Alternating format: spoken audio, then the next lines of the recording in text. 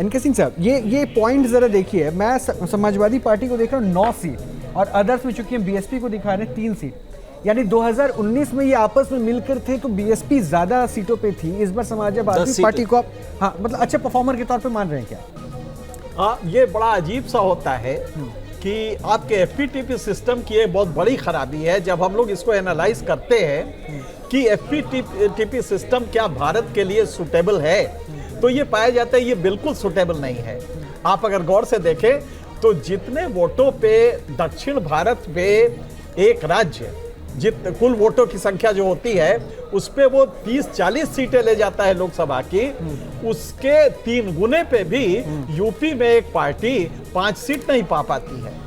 तो ये एक पैराडॉक्स है। यहाँ पे यूपी में जो मनोज जी ने कहा है, इसमें सिर्फ ये ऐड करना है कि अकेला स्टेट है पूरे देश पे जिसमें कि राज्य के जो कार्य हैं वो पॉजिटिव रूप से वोटर को लोकसभा में भी बीजेपी को वोट दिला रहे हैं। हरियाणा बिल्कुल उल्टा है इसका।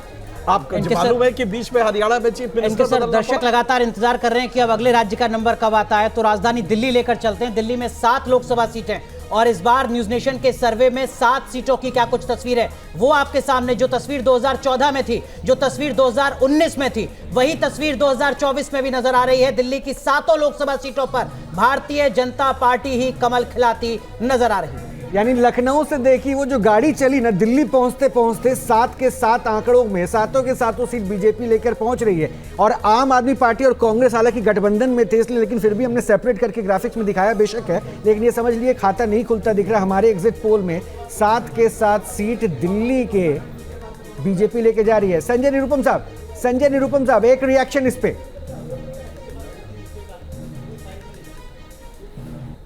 देखिए, दिल्ली में पिछले 2 चुनावों से आप नतीजे देख रहे हैं।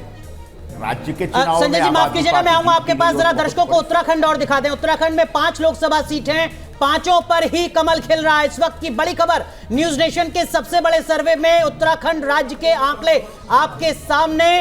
5 लोकसभा सीट पर भारतीय जनता पार्टी जीत रही है। जी संजय जी कंप्लीट कीजिए। इसमें सभी का लेटेस्ट ले रहे हैं। देखिए, उत्तराखंड हो या दिल्ली हो, यह साफ साफ दिख रहा है कि नरेंद्र मोदी जी के नाम पे जो वोट है वो वोट कमाल कर रहा है। एक व्यक्ति पिछले 10 वर्षों से सत्ता के शिखर पे है, बावजूद इसके उनकी लोकप्रियता में कोई कमी नहीं आ रही है और उनका जो कनेक्ट है लोगों के साथ वो जबरदस्त है।